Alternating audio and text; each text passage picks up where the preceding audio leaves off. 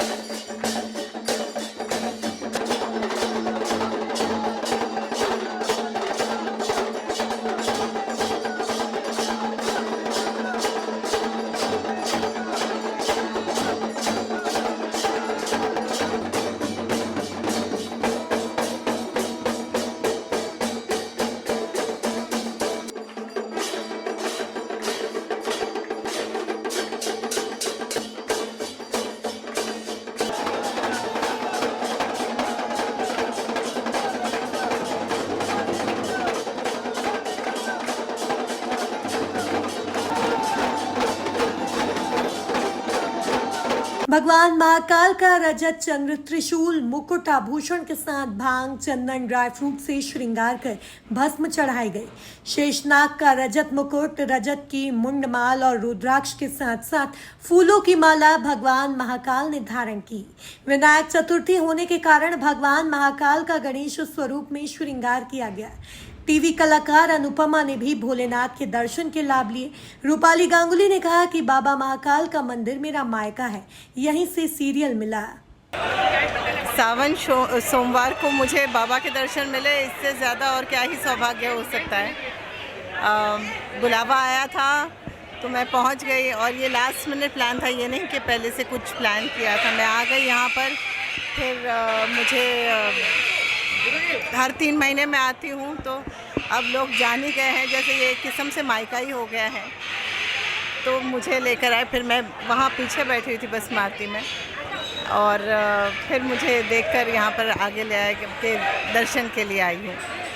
और बाबा की बहुत कृपा है कि मुझे सावन सोमवार को उनके दर्शन हुए।